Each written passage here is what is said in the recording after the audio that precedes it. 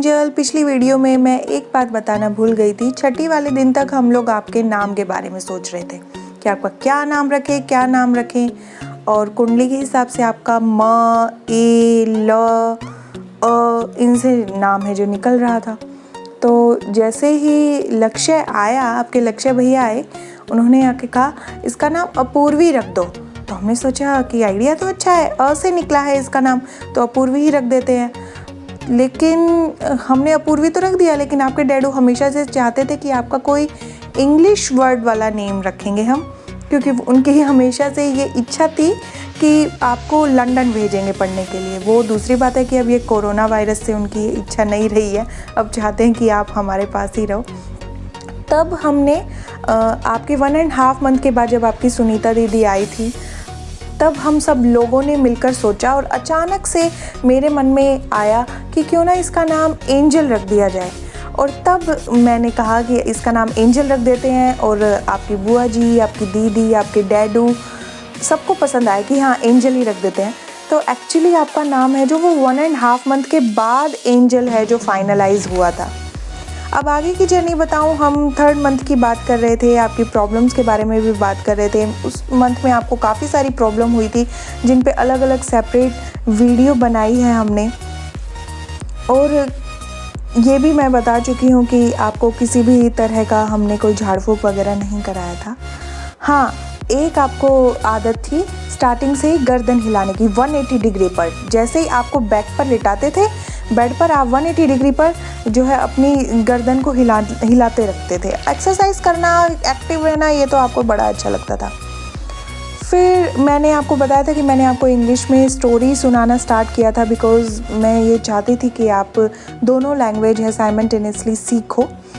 तो 3rd month के बाद हमने आपको बुक्स इंट्रोड्यूस की थी, जो इंग्लिश की बुक्स थी, और इतने छोटे बच्चे को बुक इंट्रोड्यूस नहीं करना चाहिए, इस पर एक सेपरेट वीडियो है, पर हम चाहते थे जस्ट फॉर कन्वीनियंस कि आपको एक आदत हो जाए बुक्स रीडिंग करने के लिए, बस यही था। और फिर आपकी बुआ जी चली गई, मैं और डैडू आपको संभाल रहे थे, हमें पहचानने लगे थे, हमारे पास रहने लगे थे। धीरे धीरे करके ऐसे टाइम बीता, हम लोगों ने एडजस्ट कर लिया।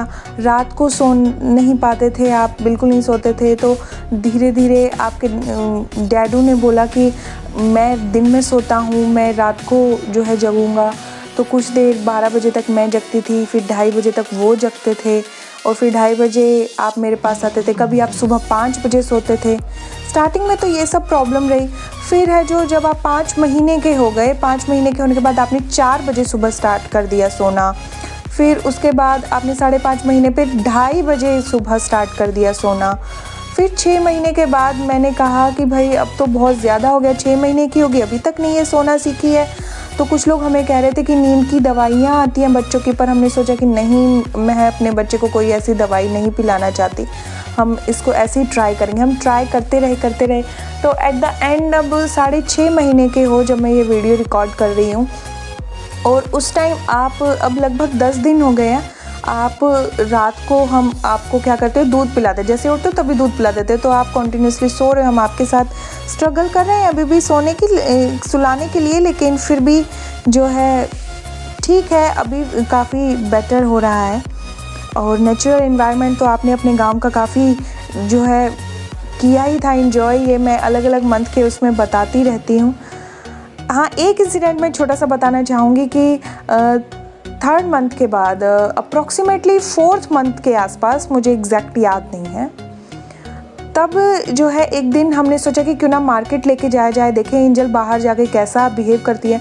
स्कूटी से गए थे हम लोग, स्कूटी पे तो आप आराम से सोते रहे, और फिर जैसे ही हम विशाल मेगा मार्ट गए थे, वहाँ गए आप उठ गए, और वहाँ पर जाके पहले तो एंजॉय किया जब तक आपकी शॉपिंग चल रही थी, और जैसे ही हम लोगों ने अपनी शॉपिंग करनी स्टार्ट किया, आपने रोना स्टार्ट कर दिया, और हम लोगों ने प्लान कैंसिल किया, अपनी शॉपिंग को कैंसिल करके, और हम लोग वापस आ गए। आप पूरे जो है चालाक थे स्टार्टिंग से।